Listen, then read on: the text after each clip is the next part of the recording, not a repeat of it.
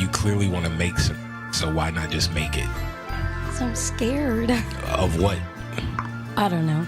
Exactly. I'm making myself a promise to forgive myself for past mistakes and failures, a promise to forget what's behind me and start appreciating the things that's in front of me. My goal for these next 6 months is so simple, man. I just want to get better.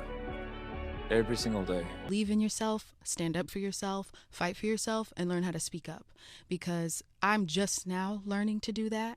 And a lot of times people would take my kindness for weakness, or think it means I'm not knowledgeable, or think it means I'm fine with just getting walked all over. But those days are long, long gone. And now I have no problem speaking up for myself, because it doesn't feel too good when you regret staying silent. Right. And you're like, man, if only I said this, I wouldn't be feeling like this now.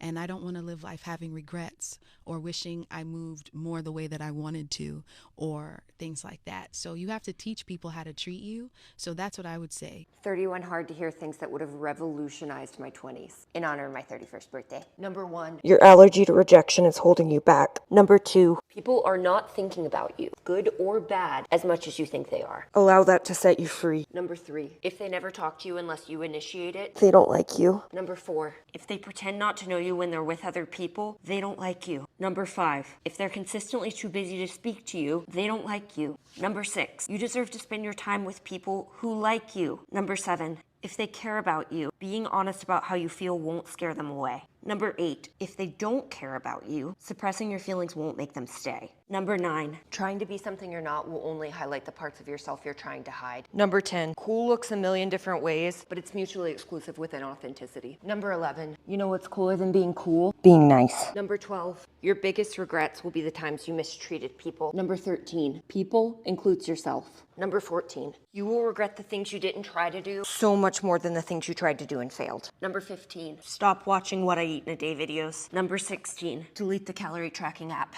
Number 17, life is way too short to spend it waiting for the next time you'll allow yourself to eat. Number 18, your body will eventually force you to slow down, so choose to while you still have a choice. Number 19, there's a difference between having goals and being consumed by everything you're not. Number 20, Your discipline doesn't have to be a weapon you use against yourself. It can be a tool you use to love yourself. Number 21, your social anxiety manifests as you being mean sometimes, and that is something you can work on. Number 22, notice things that people who make you feel good when you talk to them do, and start doing those things when you talk to other people. Number 23, Focus less on being original and more on being yourself. Number 24, maturity isn't about how you dress or how expensive your taste is. It's about your communication and conflict navigation skills. Number 25, but the best communication in the world won't make someone hear you if they're committed to misunderstanding you. Number 26, You will not stop harboring resentment until you learn the difference between things you can get over without a conversation and things you can't. Number 27, being happy is the only real revenge. Number 28, it's okay to just admit you're intimidated by someone. You don't have to make up things not to like about them.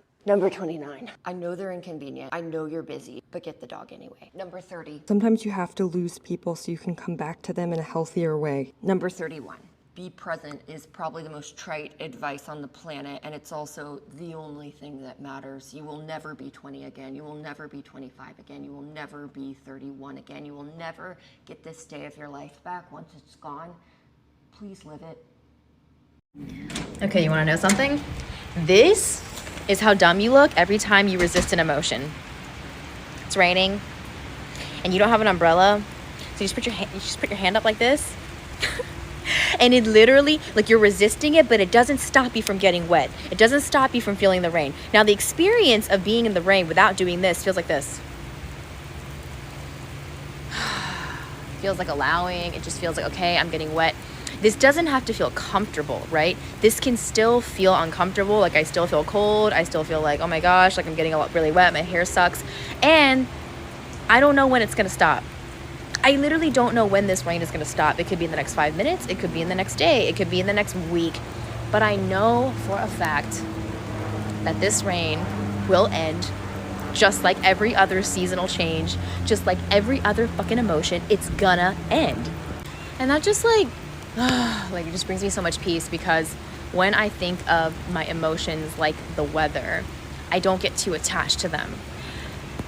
And sometimes we do that, right? We don't mean to, but it's like, you know, we miss summer when summer's leaving, but then we get to celebrate fall and all these beautiful things. But like, I've been thinking about my negative emotions so much, like the rain recently, because I find myself constantly resisting them. I'm like, no, I don't want to feel that. I don't want to feel that. And it's so futile. It's like, I'm still getting wet. Like, I still feel sad, right? Even if I resist it, the emotion is still there. And so I guess I'm just really sharing this to get you guys to realize that no amount of trying to stop your emotion will stop it. Just like even an umbrella, it's like you can put those guards up, but you don't stop feeling, like it doesn't stop raining. It stops raining when it stops raining.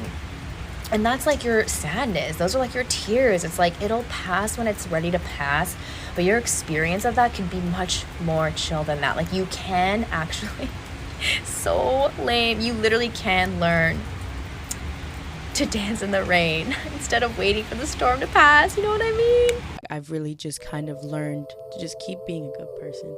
Be a good person, do right by people as best as you can, and don't let the experiences that you've gone through shift who you are and what you are about in your core. Become a ghost. Forget attention.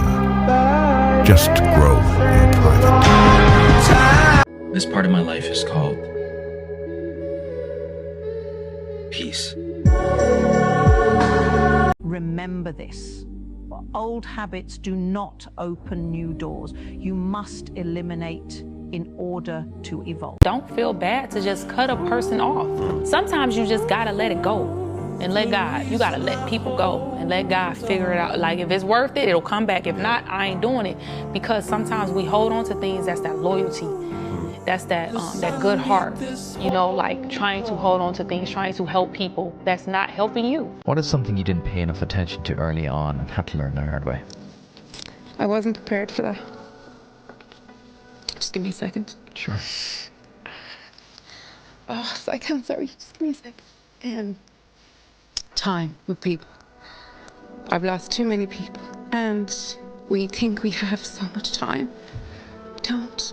Never leave a situation unresolved. Never not tell people how much you love them and appreciate them. And when you get time with people, be present. Be present in that time, because you really genuinely, speaking from experience, you don't know if that's the last time. I didn't hug my brother the last day, so. These are the podcasts that you need to be listening to in 2024 to reinvent yourself. The first podcast is for all my girls. Oh, that's too hot. Gonna burn my hair off. First podcast is for all my girls that are looking to start investing. It's called Girls That Invest. Trying to get, girl, what did I just do to my head? Let me brush it down. If your goal this year is to be smarter with your money and you really want to build an investment portfolio, I highly recommend that you listen to this show because they talk all about how to get started with investing. And they put it in simple terms. It's easy to understand for those of us that are not finance gurus. The next podcast that you should listen to, of course, is the Wealthy Woman podcast. That is my podcast where I teach you how to become wealthy holistically. I think being wealthy is a lifestyle and not just about having a bunch of money. So we talk about everything from money to wellness, to mindset, to faith. And I tell a bunch of my business, so just go tune in. The next podcast is Balanced Black Girl. It's a show by my girl Les. There's a lot of wellness information. She shares life advice and wisdom from her own experiences. She also interviews some of our favorite influencers and experts. The next podcast that you should check out is Deeply Well by Debbie Brown. It's more so geared towards healing and wellness, and she talks a lot about different practices that you can do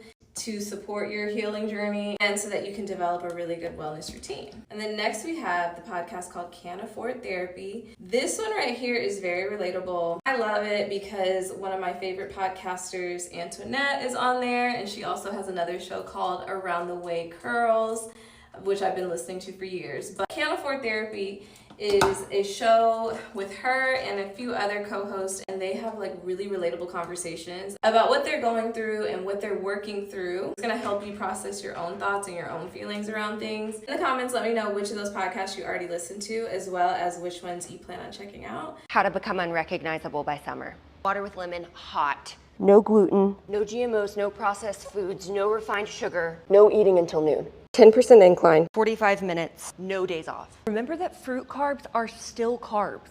Let some time pass. You used to write poetry before bed, but lately you can't hold your eyes open. You used to love to bake, but nowadays it's too tempting. You used to love stopping for a donut on the way home from the dog park, joyfully picking out a Boston cream and a maple bar and some original glazed.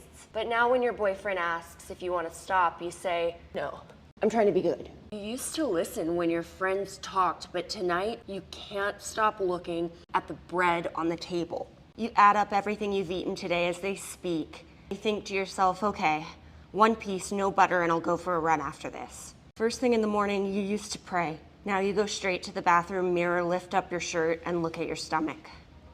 Congratulations. You don't recognize yourself.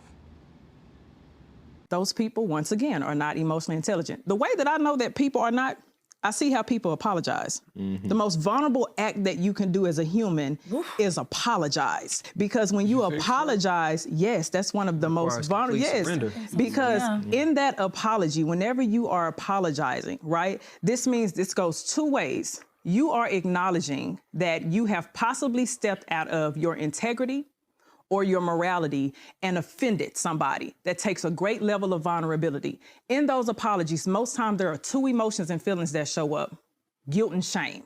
To be able to acknowledge that I feel guilty or I feel ashamed. There's some sort of shame, and I have to sit in this, understand it, so that way as I process it, I can apologize to you and actually admit that I have offended you and give you some type of plan of action to create some type of resolve. Right. People will scream, oh, I have a high EI, I have a high EQ. Do you apologize? How often do you apologize? Or you'll see people in relationships and you'll hear them talking, and then when you're like, did you apologize? Nah, I don't like apologizing. Oh. Okay, well that tells me a lot.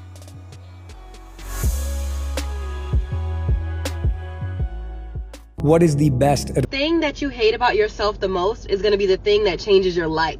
She is not lying. I've literally always been an overthinker and a very emotional person. So when you put those 2 together, someone who thinks a lot and someone who's very emotional and intuitive, what you get is introspection. If you don't know what introspection is, it's the examination or the observation of one's own mental or emotional processes. So if you are an overthinker who is very emotional, you have a strength because you have the ability to think about how you're feeling and work through it. Now, the key to that is going to be examination. Now, that could be journaling, it could be meditating, it could be any way that you feel like you want to examine yourself. So for all my deep thinkers and deep feelers, start examining yourself like you are that next project you want to work on. And this is how you'll change that weakness into a strength. Looks like you forgot, once again, how powerful you are.